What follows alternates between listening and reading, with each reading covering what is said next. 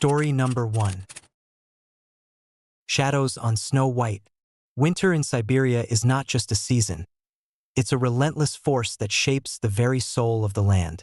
The vast expanse of snow-covered wilderness stretches endlessly, broken only by the jagged peaks of the Ural Mountains. My name is Alex Petrov, a historian obsessed with unsolved mysteries, particularly those shrouded in tragedy and the supernatural. The disappearance of the Snow White train in 1941 has haunted me for years, a story that intertwines human desperation with something far more sinister. It was a cold January morning when I received the letter that changed everything. The envelope was aged, the paper yellowed and fragile, sealed with a deep red wax emblem bearing the Cyrillic letters SP for Soviet Railways. Inside was an invitation to visit the very site where the Snow White train had vanished, an offer to access restricted archives that had been kept hidden for decades. The Snow White train, officially designated train number 571, was en route from Moscow to Vladivostok, carrying hundreds of civilians fleeing the ravages of World War II. On December 15, 1941, amidst a blinding snowstorm, the train disappeared without a trace. Rescue teams scoured the region for weeks, but all they found was the wreckage buried under thick layers of snow, eerily devoid of any human remains. Theories ranged from avalanches to enemy sabotage, but none could explain the complete absence of survivors. Driven by a mix of professional curiosity and personal obsession, my great-uncle, Ivan Petrov, was among those who boarded the ill-fated train. I decided to accept the invitation. The journey to the remote region was arduous, the roads treacherous under the weight of relentless snowfall. As I approached the abandoned station where train number 571 had last been seen, a sense of foreboding settled over me. The station was a relic of a bygone era, its platforms covered in ice and snow, the buildings silent and decaying. I was greeted by Mikhail Ivanov, an elderly archivist with piercing blue eyes that seemed to see through the very essence of my soul. "Welcome, Mr. Petrov," he said, his voice gravelly from years of cold winters. "We've been expecting you." We walked together through the snow-covered landscape to a makeshift camp set up near the original route of the vanished train. Mikhail led me to a small tent where boxes of old documents, photographs, and personal belongings were carefully stored. The air was thick with the scent of pine and something more metallic, blood. Perhaps these archives contain first-hand accounts from survivors who never made it back, Mikhail explained. But be warned, not all truths are meant to be uncovered. That night, as I pored over the journals and letters left behind, the wind outside howled like the restless spirits of the lost. The snowstorm had returned with a vengeance, the blizzard pounding against the tent with icy fingers. I found a journal belonging to Anna Kuznetsova, a nurse who had boarded the train with her family. Her entries were filled with hope and fear, detailing the harrowing journey and the inexplicable events leading up to the disappearance. December 14, 1941. She wrote, "The storm is worse than I've ever seen. The engine sputters, and the passengers grow restless. Something feels off. The snow isn't just falling, it's alive." As I read her final entry, a loud crash echoed outside, followed by the sound of footsteps pacing around the tent. My heart raced as I grabbed my flashlight and peered out into the storm. For a moment, I thought I saw a shadowy figure moving across the snow, but when I blinked, it was gone. Shaking, I returned to my work, dismissing it as the wind playing tricks on my mind. But the strange occurrences didn't stop. Over the next few nights, I experienced more unsettling phenomena. Ghostly apparitions appearing in the snow, whispering voices echoing through the howling wind, and an overwhelming sense of being watched. The temperature inside the tent would drop suddenly, frost forming on the windows despite the warmth of my sleeping bag. One particularly cold night, I awoke to the sound of chanting outside. I grabbed my flashlight and stepped out into the blizzard, the beam cutting through the white darkness. In the distance, I saw them, shadowy figures standing by the buried wreckage of train number 571. Their forms indistinct and ethereal. They were the lost souls of the snow-white train, forever trapped in this frozen purgatory.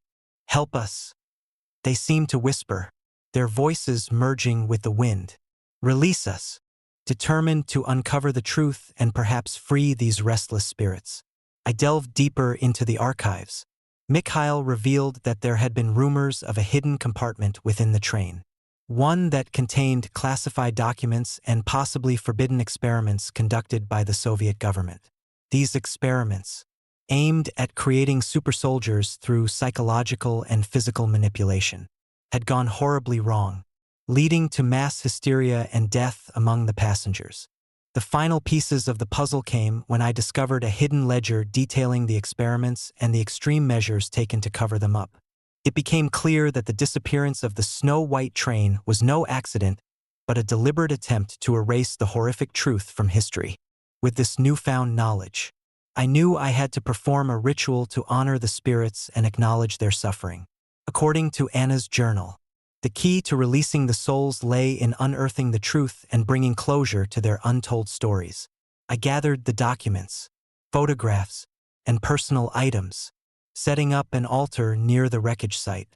As I began to chant the words written in Anna's journal, the storm outside intensified, the snow swirling around me like a living entity.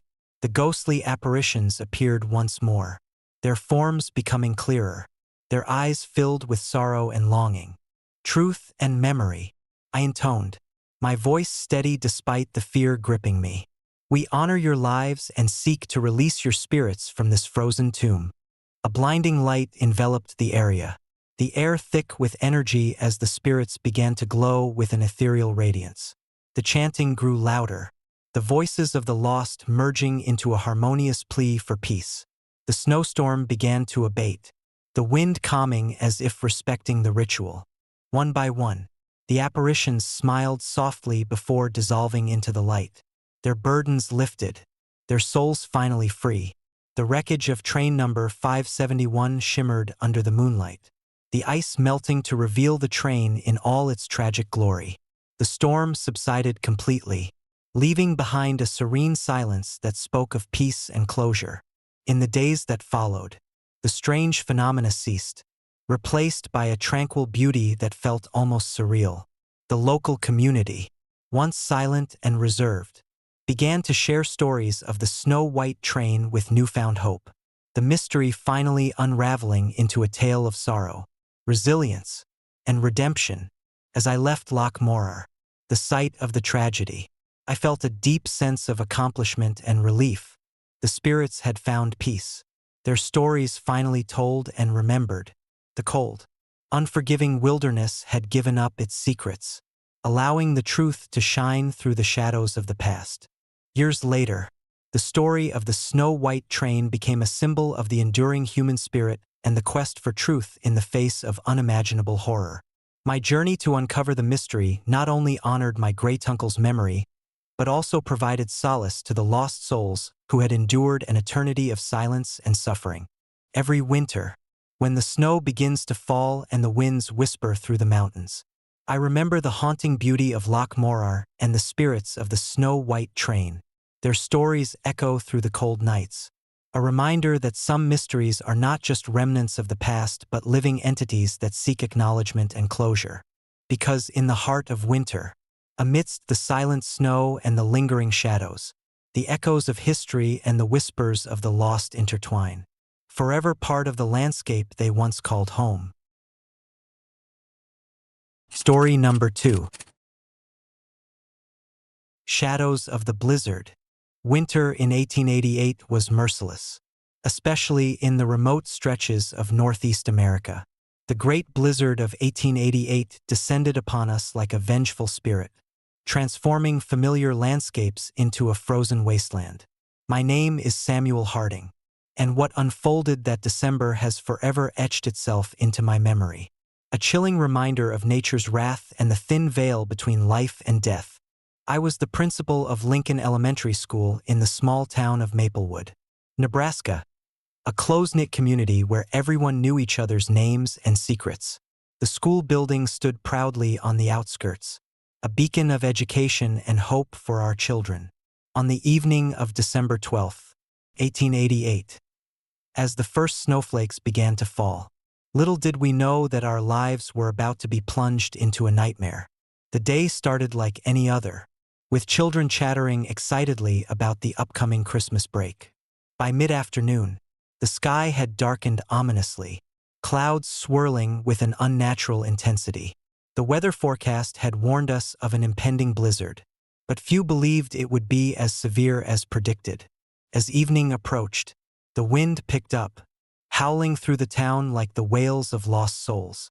Around 6 p.m., the first heavy snow began to fall, thick and relentless. We tried to maintain our regular schedule, but by 7 p.m., it was clear that the storm was too fierce to let the children go home safely. With growing concern, I gathered the teachers and decided to keep the children in school until morning. The parents were notified, but many were already too far away or caught in the worsening storm to return immediately. As night fell, the blizzard intensified, the wind whipped against the windows, and the temperature plummeted rapidly. Inside the school, the atmosphere was tense. The children huddled together, clutching their toys and blankets, while the teachers did their best to keep everyone calm. We lit extra fires in the old stone hearth, their flickering flames casting long, dancing shadows on the walls. Around midnight, the storm reached its peak. The howling wind seemed almost sentient, tearing through the school with a ferocity that felt almost supernatural. It was then that the unimaginable happened. One of the youngest students, Emily Thompson, was playing near the windows, mesmerized by the swirling snowflakes. Suddenly, the window shattered, the cold rush of wind sweeping her off her feet. Screams filled the room as we watched in horror, powerless to save her. Panic ensued. The children cried out, seeking shelter and comfort, but the damage had been done. We knew we had to act quickly to ensure everyone's safety. As the blizzard raged on, a group of us made the desperate decision to evacuate the school and seek refuge elsewhere. Packing what little we could carry, we bundled the children into small groups, each led by a teacher. The journey outside was treacherous. The snow was so thick it was impossible to see more than a few feet ahead, and the wind cut through our layers like icy knives. We trudged through the whiteout conditions, guided only by the dim light of lanterns and the distant sound of howling wind. The cold was unbearable, numbing our limbs and clouding our minds with fear. Hours passed with no sign of shelter. Exhaustion and frostbite began to take their toll, and morale was at an all-time low. Just as we were beginning to lose hope, we stumbled upon an abandoned farmhouse, partially buried under a mound of snow. It looked like the perfect place to wait out the storm. We hurried inside, grateful for the relative warmth and protection it offered. Inside the farmhouse, we huddled together, trying to stay warm and comfort the frightened children. The building creaked and groaned under the weight of the snow, the wind finding its way through every crack and crevice. As we settled in for the night, the sense of dread lingered, knowing that nature was still fighting to reclaim us. The next morning, the storm had subsided, leaving behind a landscape of desolate beauty.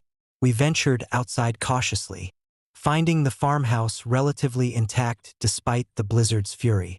However, our relief was short-lived. As we began to assess our situation, we realized that something was terribly wrong. 5 of the children had vanished without a trace. Panic and disbelief set in as we searched the perimeter, calling out their names. But there was no sign of them, no footprints, no belongings, nothing. Desperate and heartbroken, we reported the disappearances to the authorities. But the blizzard had wiped out all evidence.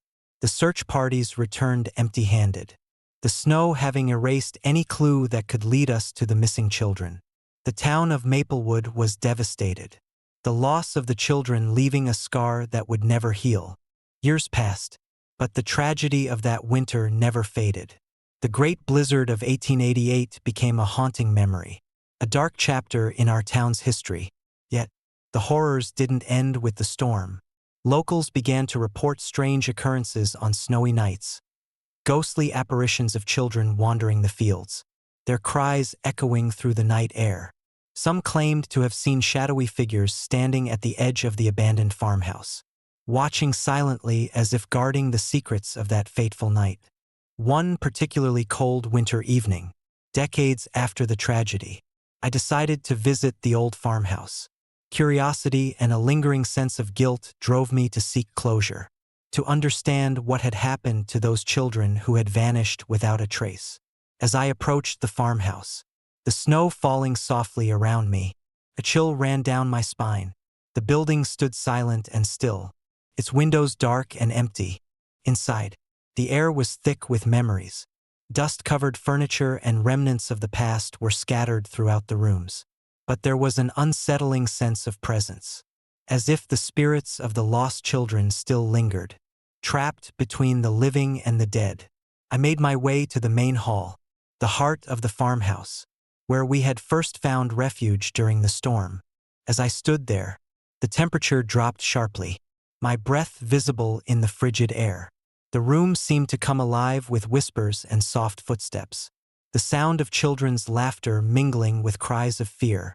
I felt a cold hand brush against my shoulder, and I turned to see the faint, ghostly figures of the missing children standing before me, their eyes hollow and filled with sorrow. "Why did you leave us?" one of them whispered, her voice barely audible over the howling wind outside. Tears welled in my eyes as I realized the depth of their anguish. "I'm sorry," I whispered, my voice trembling. "I never knew. I tried to save you." The apparitions reached out, their touch icy and intangible. "Help us," they pleaded, their voices echoing through the hall. "Find the truth." Determined to honor their memory and uncover the mystery that had plagued our town for so long, I delved deeper into the archives, searching for any clue that might explain their disappearance. I discovered old records and first-hand accounts that hinted at something far more sinister than a mere blizzard. There were whispers of a malevolent presence, a vengeful spirit that had been awakened by the storm, seeking to claim the lives of those who dared to challenge its domain. Armed with this knowledge, I returned to the farmhouse, intent on performing a ritual of remembrance and release. I gathered the children's belongings, old photographs, blankets, and toys, and placed them around the main hall. As I began to chant the words of solace and forgiveness, the atmosphere grew heavy with anticipation. The apparitions of the children appeared once more, their presence both terrifying and beautiful. "Thank you," they whispered, their voices filled with relief and gratitude. "Now, we can finally rest." A brilliant light enveloped the room, banishing the shadows and lifting the oppressive chill. The farmhouse seemed to breathe a sigh of relief, the spirits of the lost children finally finding peace.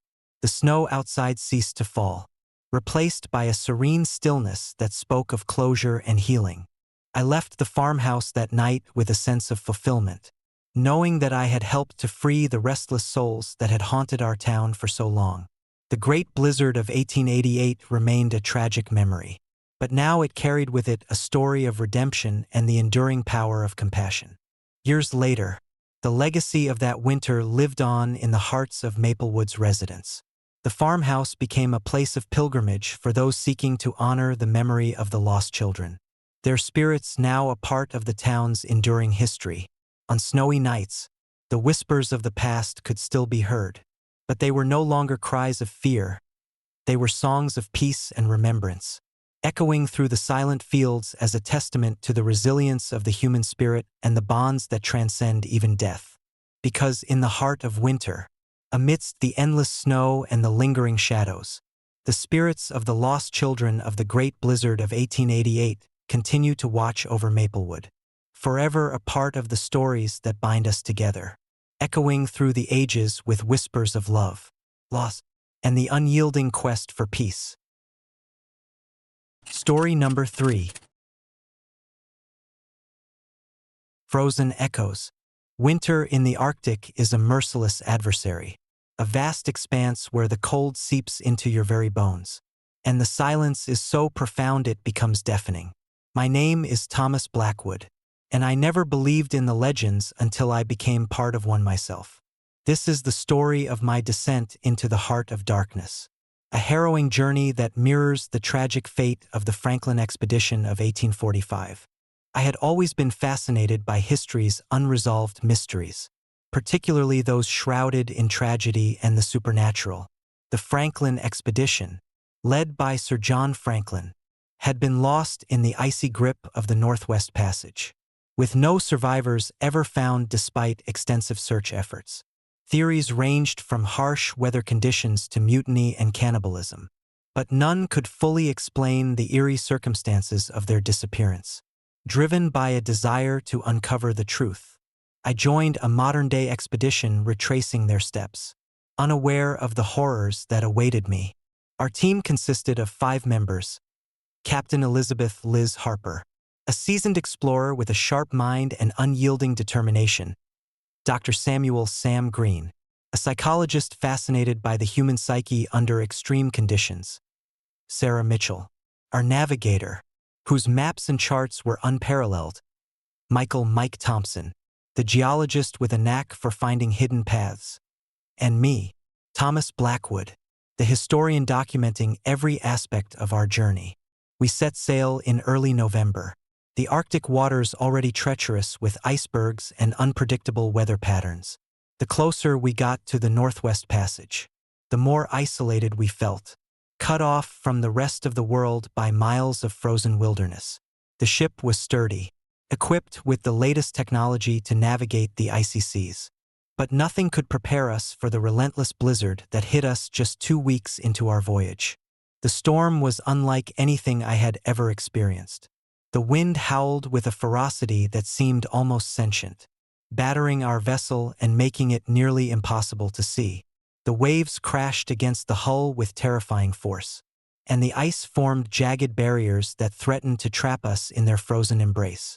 For days, we battled the tempest, our spirits wearing thin as exhaustion and despair set in.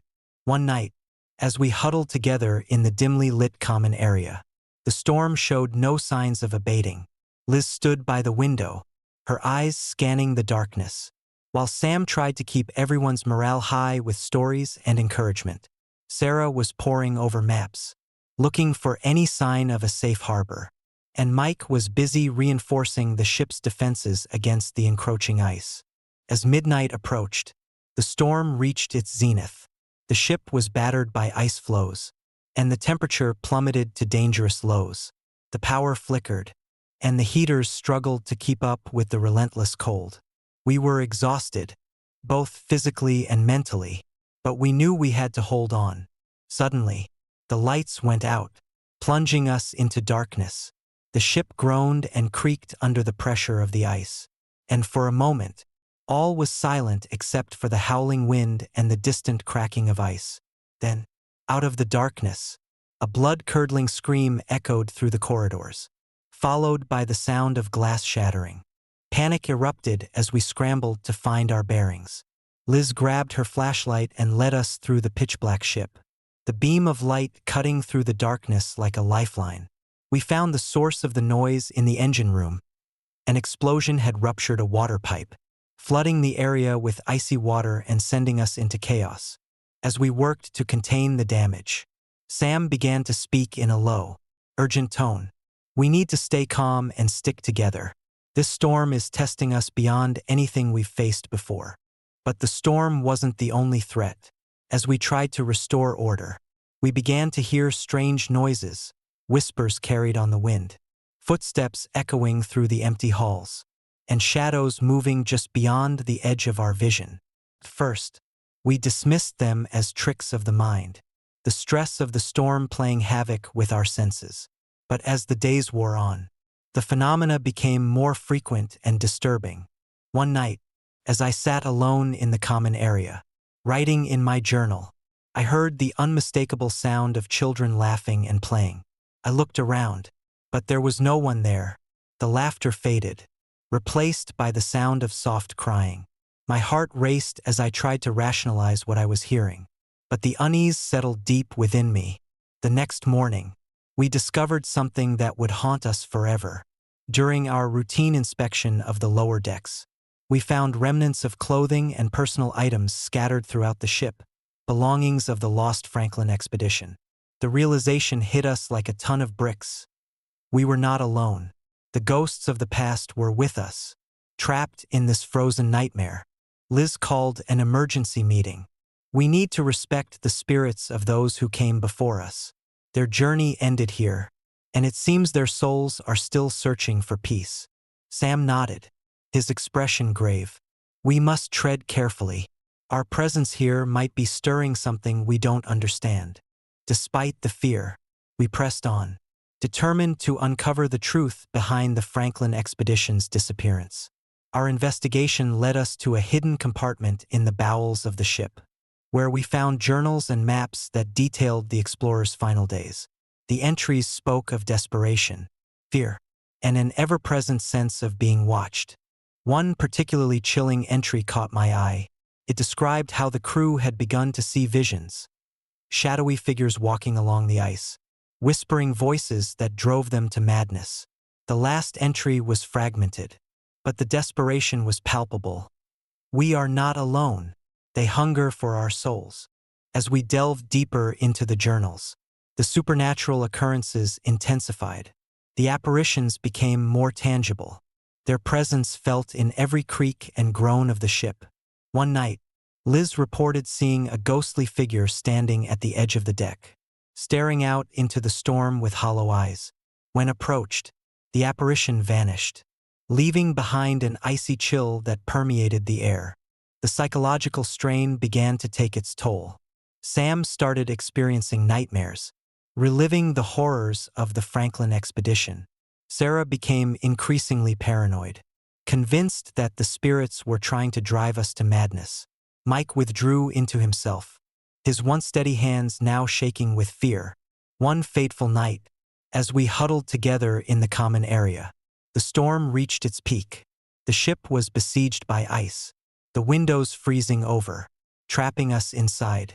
The apparitions were everywhere, shadowy figures flitting through the corridors, whispering our names, and crying out in anguish. The air grew thick with the sorrow and desperation of the lost souls. Suddenly, the ship lurched violently, the ice cracking under the relentless pressure. We were forced to abandon the common area, scrambling to the lifeboats as the ship began to break apart.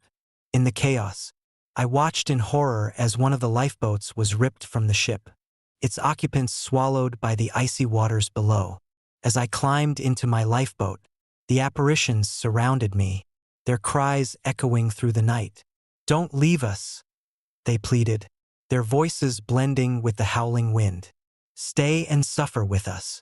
Trembling with fear, I began to row away, the lifeboat barely keeping afloat amidst the crushing waves and shifting ice. The spirits followed, their presence a constant reminder of the tragedy that had unfolded both in the past and in our present. I could feel their sorrow seeping into my very being, their anguish a heavy burden I couldn't shake. Hours passed in a blur of cold and darkness, the storm showing no signs of relenting. The lifeboat was battered and bruised, the ice threatening to tear it apart at any moment. Exhaustion overcame me, and I struggled to stay awake, my mind teetering on the brink of sanity. In the depths of my despair, I saw a faint light on the horizon, a beacon of hope amidst the darkness. With the last of my strength, I rowed toward it, the lifeboat slowly making its way through the frozen chaos. As I drew closer, the light revealed itself to be a rescue vessel, its crew battling the storm to reach us. Relief washed over me as the lifeboat was pulled aboard, the warmth of the rescue ship a stark contrast to the freezing Arctic night. The crew wrapped me in blankets, tending to my frostbitten limbs and offering words of comfort. But even as I regained my strength, the memories of the spirits and the horrors we had endured lingered, a haunting reminder of the thin line between life and death. Back in civilization, I struggled to reconcile my experience with the skepticism of others. The Franklin expedition's disappearance had been a historical mystery, and my story only added another layer of intrigue and fear. Locals whispered about the cursed nature of the Dalton Highway and the restless spirits that still roamed the Arctic wilderness, their voices a chilling echo of the past. Years later, I still find myself haunted by the shadows of that winter expedition. The loss of my comrades and the lingering presence of the lost souls weigh heavily on my conscience. I often return to my study, poring over the journals and artifacts we had salvaged, seeking answers that may never come. One particularly cold night, as a blizzard raged outside, I heard the faint sound of footsteps and whispers echoing through my home. The air grew icy, and the shadows seemed to dance along the walls. I grabbed my flashlight, heart pounding, and followed the sound to my study. There, standing before me, was a ghostly apparition of one of the Franklin explorers, his eyes hollow and filled with sorrow. "Help us," he whispered, his voice a haunting echo. "We cannot find peace." Tears welled in my eyes as I realized that the tragedy of the Franklin expedition was not just a historical event but a living nightmare, its spirits forever trapped in the frozen wilderness, seeking redemption and closure. I knew then that my journey was far from over. I had to continue uncovering the truth, to honor the memory of those lost and to help their restless souls find peace. Driven by this newfound purpose, I dedicated my life to exploring the Arctic, determined to bridge the gap between the living and the dead. Each expedition brought me closer to understanding the supernatural forces that bound the Franklin spirits to the icy expanse. And with each discovery, I felt their presence grow stronger, their stories intertwining with my own. One stormy night, much like the one that had claimed my comrades, I found myself once again battling the elements on the Dalton Highway. The wind howled like a chorus of lost souls, and the snow fell in relentless sheets, covering the road in a thick, white blanket. As I drove through the blizzard, I saw it, a massive shadow gliding across the snow-covered landscape, its form indistinct but undeniably present. My heart raced as I pulled over, the lifeless eyes of the apparition staring back at me. "I know what you seek," it whispered, its voice merging with the howling wind. "You can help us find peace." Summoning every ounce of courage, I stepped out into the storm, the cold biting into my skin as I approached the ghostly figure. "I will do whatever it takes," I replied, my voice steady despite the fear that gripped me. The apparition nodded, guiding me toward a hidden path that led deep into the Arctic wilderness. As I followed, the snow began to swirl, the wind carrying the sorrowful cries of the lost souls. We arrived at a secluded valley, where the wreckage of the snow-white train lay buried beneath layers of ice and snow. It was here that the spirits had been trapped, their lives cut short by the merciless storm. With the apparition's guidance, I began to perform a ritual of remembrance and release, honoring the memory of those who had perished and seeking to free their souls from their eternal torment. The air grew thick with energy, the spirits surrounding me with a palpable presence. As I chanted the words of solace, the temperature rose, the ice melting to reveal the wreckage beneath. A brilliant light enveloped the valley, the spirits of the Franklin expedition emerging from the wreckage, their forms shimmering with a newfound peace. "Thank you," they whispered in unison, their voices filled with gratitude and relief. "We can finally rest." As the light faded, the valley was left in serene stillness, the snow-covered landscape no longer haunted by the restless spirits. I felt a profound sense of accomplishment and closure, knowing that I had helped to end the suffering of those lost souls. Returning to civilization, I shared my experiences, the truth of the Franklin expedition now intertwined with the supernatural elements that had plagued us for so long. The story of the snow-white train became a testament to the resilience of the human spirit and the enduring bond between the living and the dead. But even now, years later, I still hear the whispers on the wind and see the shadows dancing in the snow. The Arctic remains a place of mystery and danger, its frozen expanse holding secrets that defy understanding. And as long as there are those who seek the truth, the spirits of the Franklin expedition will remain a haunting reminder of the thin line between life and death. reality and legend, because in the heart of winter, amidst the silent snow and the lingering shadows, the echoes of the past continue to resonate, forever part of the icy wilderness they once called home. Story number 4. Vanishing Shadows. Winter in the remote reaches of Canada is a force of nature that commands both respect and fear.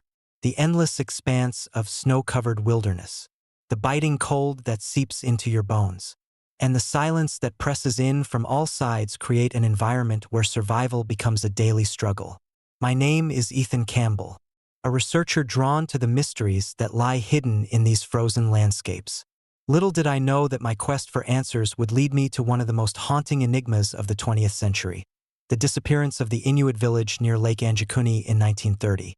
It was the spring of 1929 when rumors of the vanished village first reached my ears. Explorers and traders spoke in hushed tones about a community that had been swallowed by a colossal blizzard, leaving no trace of its inhabitants. Intrigued by the tales of an entire population erased without a single footprint or sign of struggle, I decided to delve deeper into the mystery. Armed with old maps, survivor testimonies, and a relentless curiosity, I set out to uncover the truth behind the disappearance of the Anjikuni Inuit. The journey to Lake Anjikuni was arduous. The roads were treacherous, especially as winter's grip tightened with each passing day. My small research vessel battled through thick ice and howling winds, the frozen landscape stretching endlessly in every direction. The locals I encountered along the way shared fragmented stories, their eyes reflecting the sorrow and fear that still lingered decades after the event.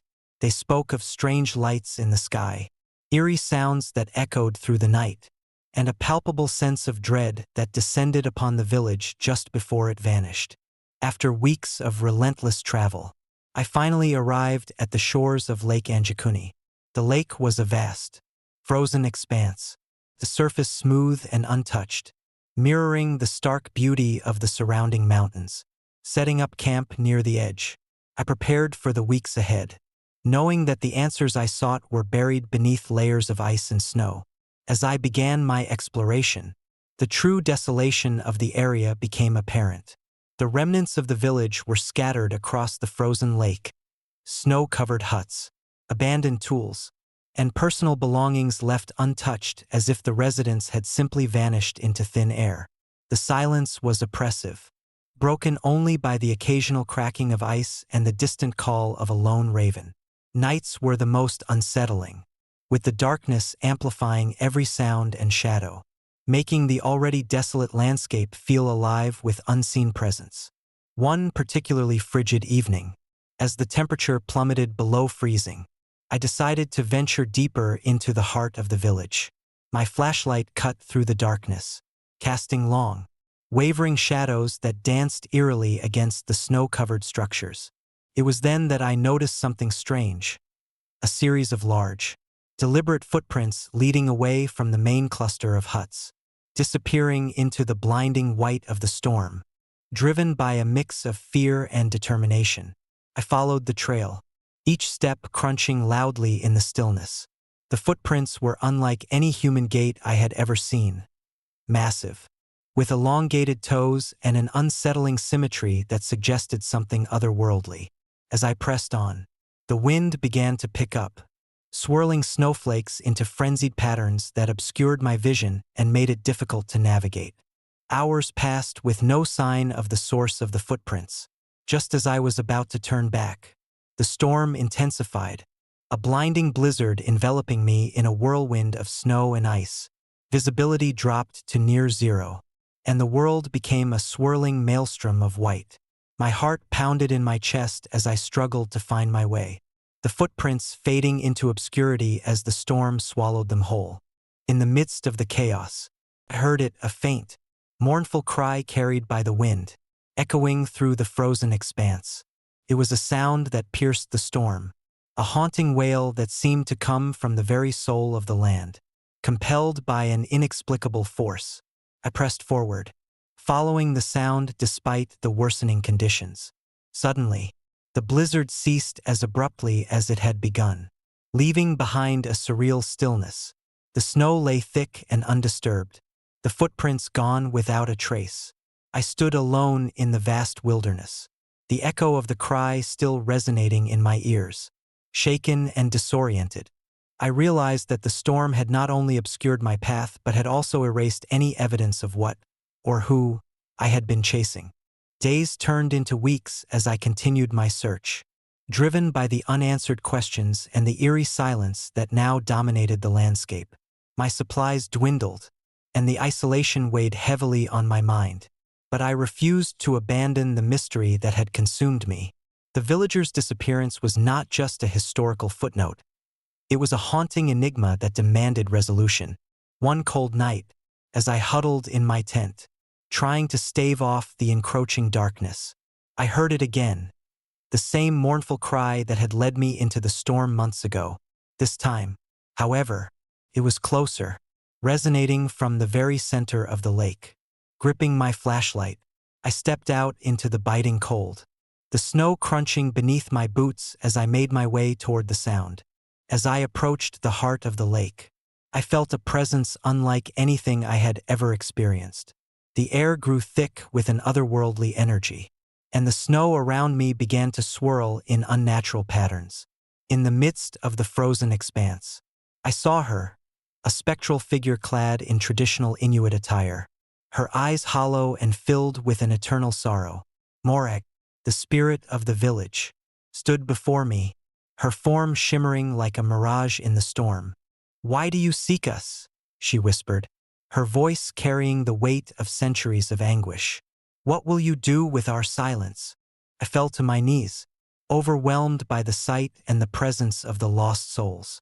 "I seek the truth," I replied, my voice barely above a whisper. "I want to understand what happened to your village." Morag extended a ghostly hand, her fingers trailing through the snow like wisps of smoke. "Our fate is intertwined with the land, bound by forces beyond your understanding. Some truths are meant to remain hidden, our suffering a cautionary tale for those who dare to uncover the past." Tears welled in my eyes as I realized the depth of their pain and the impossibility of their liberation. "Please," I begged, "let me help you find peace." For a moment, there was silence, the only sound the gentle fall of snowflakes. Then, Morag began to chant, a haunting melody that resonated with the very soul of the Arctic. The ground beneath me trembled, and the frozen lake began to shift, revealing hidden chambers beneath the ice. As the chant reached its climax, the ice cracked and split open, revealing a hidden underground world, a labyrinth of tunnels and chambers that housed the spirits of the vanished villagers. The cold was suffocating, the air thick with the essence of lost lives and unspoken horrors. "You cannot change what has been done," Morag intoned, her voice echoing through the chambers. "But you can remember our stories, honor our memory, and ensure that our silence is never forgotten." With a final, mournful cry, Morag and the spirits faded into the darkness, their presence leaving behind a lingering sense of peace and sorrow. The ice sealed itself once more, hiding the secrets of the vanished village beneath layers of snow and time. I returned to civilization with a heavy heart, the truth of the Anjikuni mystery forever etched into my soul. The disappearance of the Inuit village near Lake Anjikuni remained an unsolved enigma. But now I carried with me the spirits' plea for remembrance and respect. Their story was a chilling reminder of the untamed forces of nature and the fragile boundaries between life and death. Years later, the tale of my encounter became a part of local folklore, a modern chapter added to the haunting legend of Lake Anjikuni. Visitors to the area speak of feeling watched, of hearing faint cries carried by the wind, and of seeing shadowy figures gliding across the ice in the dead of night. The spirits of the lost villagers continue to linger, their presence a silent sentinel guarding the frozen secrets of the past. As I sit by the warmth of my fireplace, the memory of that winter expedition remains vivid and haunting. The Arctic's frozen expanse holds countless mysteries, each one a testament to the resilience and fragility of the human spirit. The story of the vanished Inuit village serves as a chilling reminder that some truths are better left buried beneath the snow, their echoes resonating through the ages like the mournful cries of the lost. Because in the heart of winter, amidst the silent snow and the lingering shadows, the spirits of Lake Anjikuni continue to watch over the land they once called home, forever part of the frozen wilderness and the eternal mystery that binds us all. Story number 5. Whispers in the Snow. I still remember the day we decided to take the shortcut through the Montana wilderness. It was late November 1994, and the forecast had been ominous for days. Forecasters warned of an unprecedented snowstorm set to hit the Rockies. My wife, Laura, and I were driving back from a family gathering in Helena, eager to reach the warmth of our home in Missoula. But as the sky darkened and the first flakes began to fall, we realized we were in for a rough night. Our car struggled against the growing snowdrift, the windshield wipers barely keeping up with the relentless barrage. The highway lights became obscured by the blinding white, and visibility dropped to near zero. Desperation set in as we saw the outline of a small cabin through the blizzard, a beacon of hope amidst the chaos. "Maybe we can wait it out here," Laura suggested, her voice wavering with both fear and determination. I nodded, steering the car onto the narrow gravel driveway that led to the abandoned cabin. The structure stood alone, its wooden frame weathered by years of neglect and the harsh Montana winters. We approached cautiously, the wind howling like restless spirits around us. Inside, the cabin was dark and cold, the air thick with the scent of mildew and decaying wood. Yet, it was shelter our only option. We settled into the cramped living room, lighting a fire in the old stone fireplace. The warmth was immediate, a comforting contrast to the biting cold outside. We unpacked our limited supplies, a couple of blankets, some canned food, and a small radio. As the night deepened, the storm outside intensified, the wind battering the cabin with an almost sentient fury. Hours passed in uneasy silence, punctuated only by the crackling of the fire and the howling wind. Laura and I tried to distract ourselves with conversation, but the oppressive atmosphere made it difficult to relax. Then, around midnight, it began the sound of knocking. At first, it was faint, almost like a distant echo, but it grew louder and more insistent. I exchanged a worried glance with Laura. Probably just the wind, I reassured her, though my voice betrayed my uncertainty. But the knocking continued, rhythmic and deliberate, coming from the front door. Laura grabbed her flashlight, her hands trembling slightly. "I'll check it out," she said, trying to keep her voice steady. She approached the door cautiously, the beam of her flashlight cutting through the darkness. With a deep breath, she reached for the handle and opened the door. Nothing. Just the swirling snow and the relentless storm. She slammed the door shut, a look of confusion and fear etched on her face. "There's no one out there," she whispered, retreating back into the safety of the cabin. We sat in silence for a few moments, the reality of the situation sinking in. The knocking had come from outside, yet no one was there. My mind raced with questions. Why the persistent knocking? Was it just the wind playing tricks on us? Or something more sinister? The rest of the night was restless. Every now and then, we heard the knocking again, always from the door, always with no one in sight. The fear gnawed at us, making it hard to sleep. By early morning, the storm had subsided, leaving the landscape transformed into a pristine, white wilderness. The cabin felt different, heavier, as if it had absorbed the night's terror. As dawn broke, Laura and I decided to venture outside, hoping to assess the damage and find some answers. Bundled in layers of clothing, we stepped into the snow-covered world, the sun casting a pale glow over the frozen expanse. The silence was eerie, the usual sounds of nature muffled by the thick blanket of snow. We walked to the front door, stepping onto the porch to survey the area. That's when we saw them, large, adult footprints leading away from the cabin and into the dense forest beyond. They were fresh, the edges still sharp in the snow, and unmistakably human. But there were no signs of a return journey, no footprints leading back, no indication of where these people had gone. Where did they come from? Laura wondered aloud, her voice tinged with fear. I couldn't explain it. The footprints appeared too large, too deliberate to be the work of just anyone. I don't know, I replied. But we need to find out. Determined to uncover the mystery, we followed the trail into the forest. The snow crunching under our boots was the only sound, each step taking us deeper into the unknown. The forest was thick, the trees looming like silent sentinels, their branches heavy with snow. The footprints led us to a clearing, where the remnants of what looked like a campsite lay buried under layers of ice and snow. Among the scattered belongings, we found signs of a struggle: broken branches, torn clothing, and a small, blood-stained scarf that seemed out of place in the pristine snow.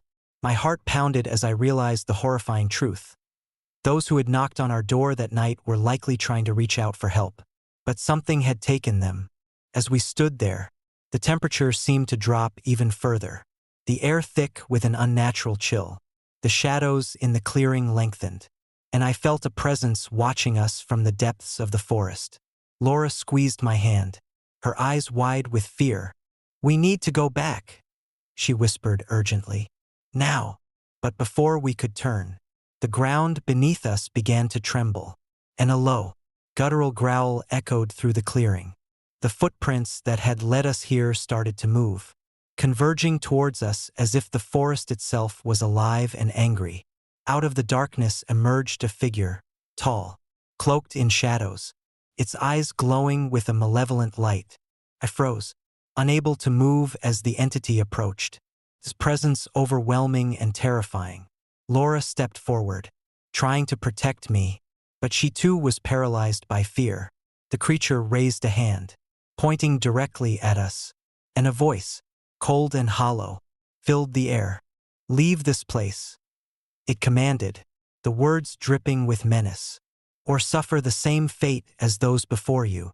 We turned to run, but the forest seemed to close in around us, the path back obscured by the shifting snow and the relentless presence of the entity. The wind howled louder, and the snow swirled into a blinding blizzard, making it impossible to see more than a few feet ahead. Desperation fueled our movements as we stumbled through the snow, the sounds of the storm masking our frantic breaths and pounding hearts. But no matter how fast we ran, the presence followed, its growls growing louder, its form more distinct in the chaos of the storm. Just when I thought we couldn't go on any longer, the blizzard began to abate, the wind dying down and the snow settling around us. Exhausted and frostbitten, we collapsed onto the snow-covered ground, the forest now eerily quiet. We lay there for what felt like hours, too weak to move, the memory of the creature's eyes burning into my mind. Eventually, the sun broke through the clouds, casting a pale light over the desolate landscape.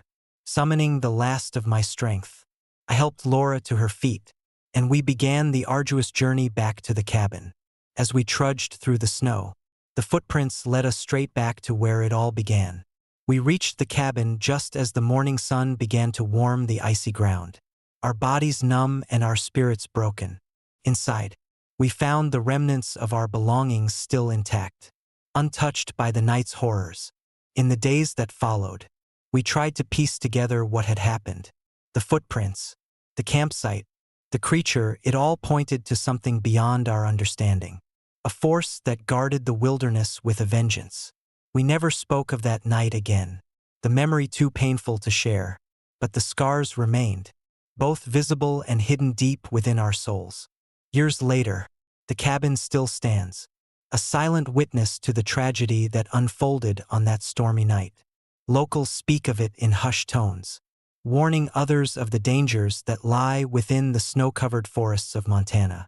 Some claim to hear the echoes of knocking doors and the distant cries of lost souls during the fiercest blizzards, a reminder of the shadows that linger in the coldest of nights. Laura and I moved away soon after, seeking to leave behind the memories of that harrowing experience. But the nightmares never left me. the image of the shadowy figure and its glowing eyes haunting my every dream. I realized that some places hold secrets too dark to uncover. They're mysteries protected by forces beyond our comprehension. If you ever find yourself driving through the isolated highways of Montana during a fierce snowstorm, take a moment to listen to the whispers in the wind.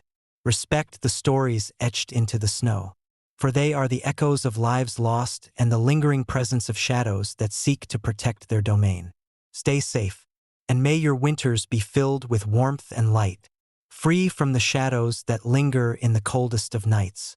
Because in the heart of winter, amidst the silent snow and the watchful shadows, the echoes of that stormy night continue to resonate, forever part of the wilderness we dared to challenge. Story number 6. Echoes of Donner Pass. Winter in California's Sierra Nevada is unforgiving, a relentless force that shapes the very soul of the mountains. I'm Daniel Carter, a historian with a penchant for uncovering the darkest chapters of America's past. My latest obsession? The Donner Party, a group of over 80 immigrants who became trapped in a merciless blizzard at Donner Pass in 1846. Their story of survival, desperation, and unimaginable horror has haunted me for years.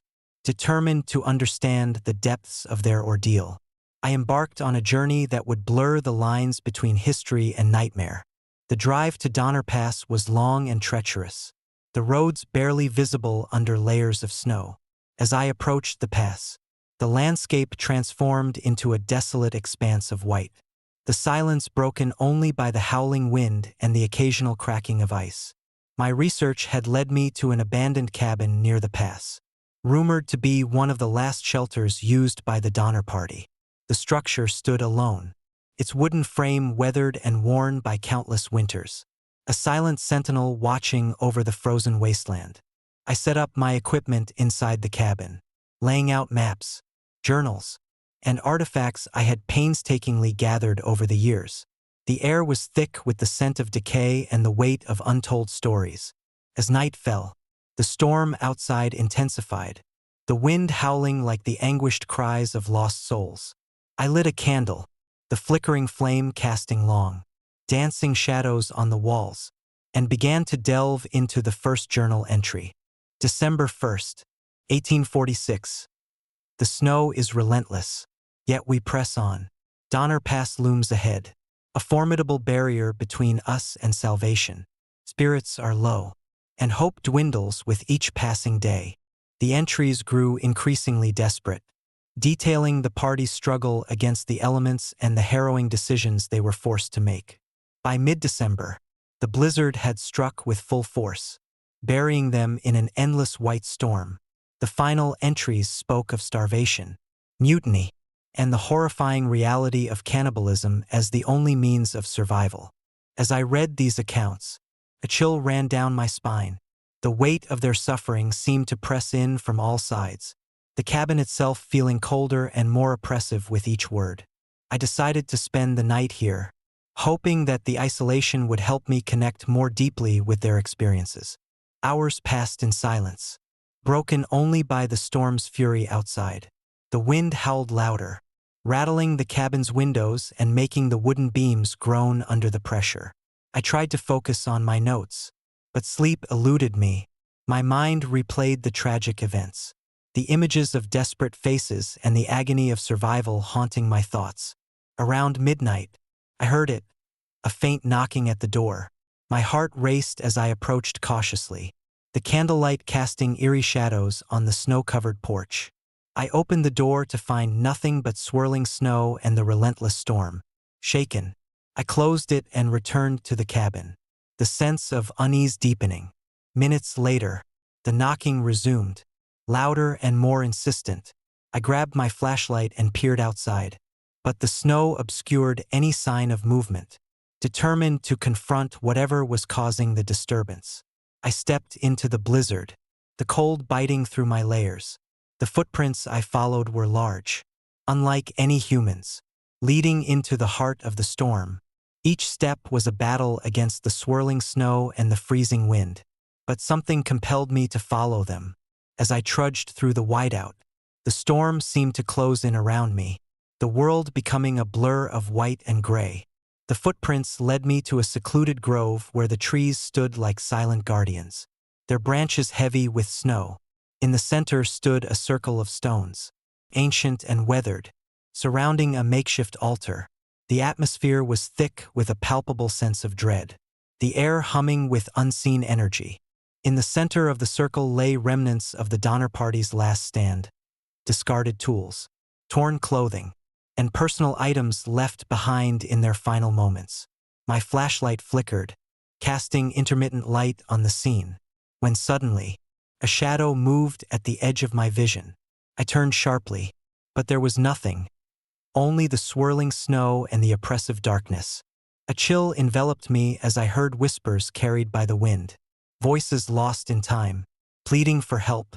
The temperature plummeted, my breath visible in the frigid air as the whispers grew louder, more desperate. "Help us," they cried, their voices echoing through the grove. "Save us." Panic surged through me as the shadows seemed to take shape, forming into ghostly apparitions of the lost emigrants. Their hollow eyes stared into mine, filled with sorrow and an eternal longing for peace.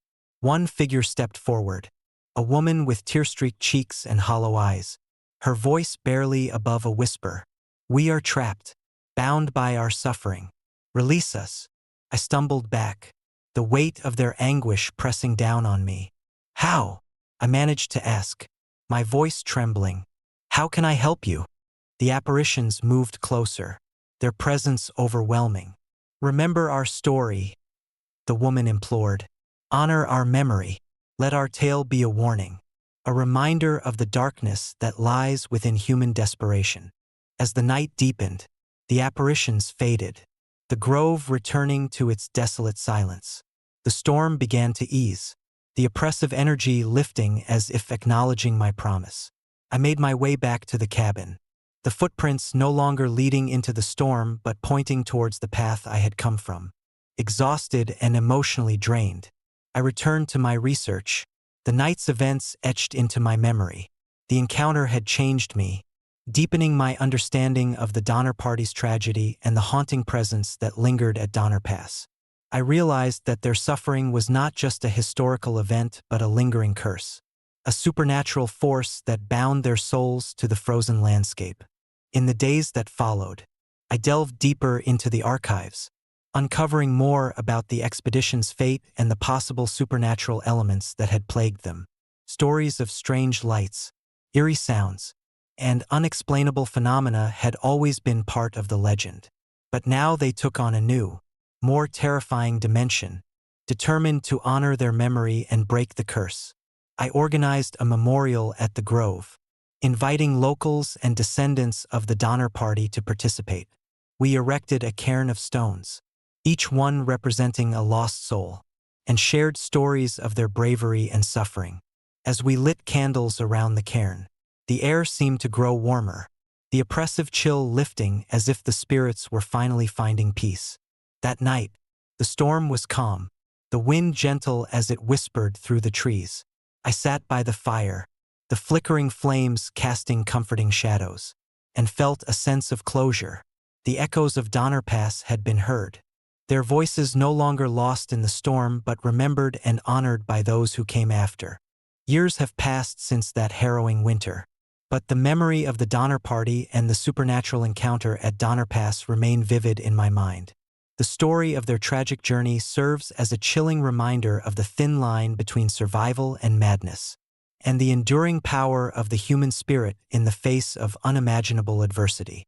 Sometimes, when the wind howls through the Sierra Nevada and the snow begins to fall, I can almost hear their whispers carried on the breeze, a haunting melody that speaks of lost souls and the eternal quest for peace. The shadows of Donner Pass linger, forever intertwined with the frozen landscape, waiting for someone to listen and remember their story. Because in the heart of winter, amidst the silent snow and the lingering shadows, the echoes of the Donner Party continue to resonate, a testament to the darkness that can consume us all and the hope that keeps us fighting to survive. Story number 7. whispers in the white. Winter in the Swiss Alps is a formidable opponent. The mountains, with their jagged peaks and endless expanses of snow, hold secrets that the sun rarely illuminates.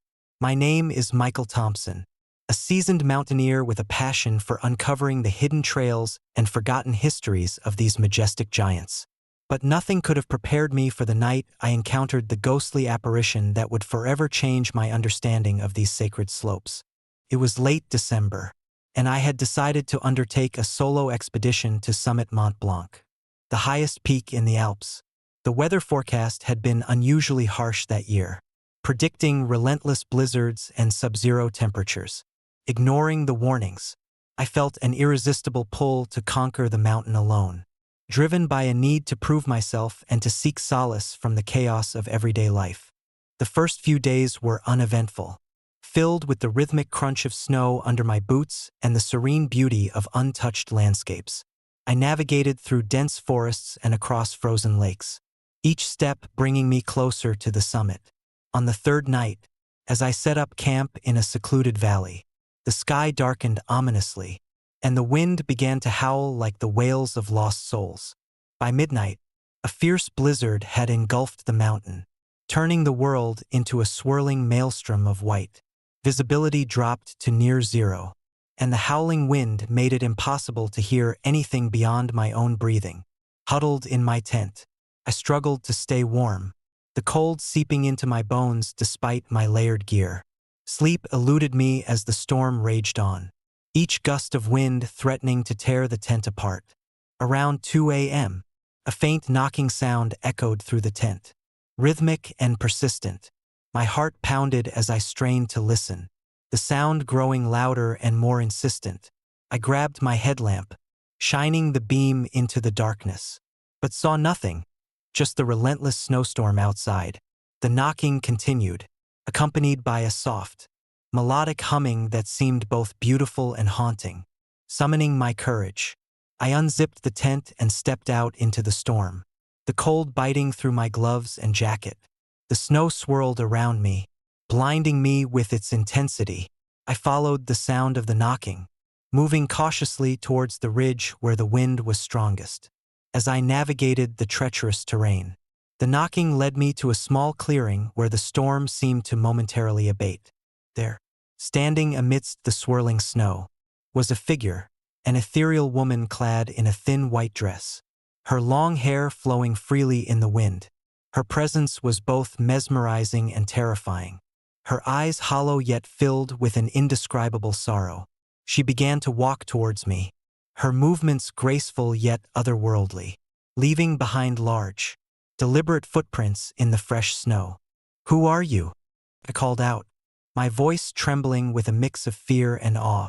She stopped, her gaze fixed on mine, and began to speak in a voice that resonated with the echoes of the storm. "I am Elena," she whispered. "I was lost to these mountains long ago, searching for a way home." Before I could respond, the ground beneath me seemed to shift, and the snow swirled violently, obscuring her form. The storm picked up once more, the wind howling louder, and the footprints began to move away from me, leading deeper into the darkness. I felt an overwhelming sense of dread, realizing that her appearance was not just a spectral encounter but a warning. As I turned to leave, the storm intensified, the snow turning into blinding blizzard conditions. Panic set in as I realized I was disoriented, my sense of direction obliterated by the relentless storm and the eerie presence of Elena. Every step I took felt like I was walking in circles, the landscape shifting unnaturally around me. The footprints had disappeared, and the path back seemed to vanish into the white abyss. Hours passed with no sign of the clearing or any familiar landmarks. Exhausted and freezing, I stumbled through the storm, my mind teetering on the brink of madness. The howling wind seemed to mock me, carrying whispers of lost souls and forgotten dreams. I began to lose hope, the reality of my situation sinking in. If I couldn't find my way back, I would be lost in these mountains forever. Just as despair threatened to overwhelm me, I heard the faint sound of chanting carried by the wind. It was a melodic, sorrowful tune that seemed to call out to me, guiding me through the storm. Following the sound, I pushed forward, each step fueled by a desperate need to survive. The chanting led me to a hidden alcove, where the storm's fury was lessened, and a soft light illuminated the area. In the center of the alcove stood an old, abandoned chapel, its wooden structure battered by the elements but still standing strong against the mountain's wrath. The chanting grew louder as I approached, the sound emanating from within the chapel. With trembling hands, I pushed open the creaking door and stepped inside. The interior was dimly lit by candles scattered throughout the room, their flickering flames casting long shadows on the walls. At the altar stood Elena, her figure more defined and sorrowful than before. "Welcome," she said, her voice filled with a melancholic warmth. "You have been guided here by the storm, just as we were." Tears welled in my eyes as I realized the true nature of her presence. "Why did you show yourself to me?" I asked, my voice barely a whisper. Elena approached the altar, her hand gently resting on the cross. "We were lost in these mountains, much like you now. Our spirits remain bound to this place, trapped by the storm and our unfulfilled destinies. I showed myself to you because you have the strength to help us find peace." A surge of determination washed over me. "What do I need to do?" She extended her hand, pointing towards a weathered journal lying on the altar. "Find our stories, remember our lives, and honor our memories. Only then can the storm release us and allow your path home." Understanding the gravity of her request, I took the journal and began to read. It contained detailed accounts of our ancestors' lives, their struggles, and the tragic events that led to their entrapment in the mountains. Each story was a testament to their resilience and love, a stark contrast to the desperate circumstances that had ensnared them. As I read, the storm outside began to calm, the wind's fury subsiding as if responding to the revelations within the journal. The candlelight flickered gently, casting a serene glow throughout the chapel. Elena watched me with a hopeful expression, her presence no longer menacing but comforting. "I will honor your memories," I vowed, my voice steady with resolve. "I will ensure that your stories are never forgotten." A sense of peace enveloped the chapel as Elena smiled softly. "Thank you," she whispered. "Now, you can find your way home." The room began to shimmer with a warm light, the oppressive cold lifting as the storm dissipated completely. I felt a gentle push, guiding me towards the exit, the path back to the clearing illuminated by the soft glow of dawn. As I stepped outside, the snow lay still, the mountain serene and beautiful in the early morning light. Following the trail back to my campsite, I found the footprints had vanished, replaced by a clear path leading down the mountain. The journey back was swift, the storm a distant memory as I made my way through the now tranquil landscape. When I finally reached my car, I sat in stunned silence, the weight of the night's events heavy on my shoulders. In the days that followed, I documented my experience, the journal, and the stories of the lost souls. Sharing their tales became my mission, ensuring that their lives and sacrifices would be remembered. The legend of Elena and the vanished villagers spread, a haunting reminder of the thin line between life and death, reality and the supernatural. Years later, I still drive through the Swiss Alps, the memory of that night never fading. Sometimes, during fierce snowstorms, I catch a glimpse of a figure in a thin white dress walking along the mountain trails, her eyes filled with sorrow and gratitude. I nod respectfully, knowing that she and her people have finally found peace, their stories echoing through the silent snowscapes they once called home. Because in the heart of winter, amidst the silent snow and the lingering shadows, the whispers of lost souls continue to resonate, forever part of the majestic yet unforgiving Alps, waiting for someone to remember their stories and honor their memories.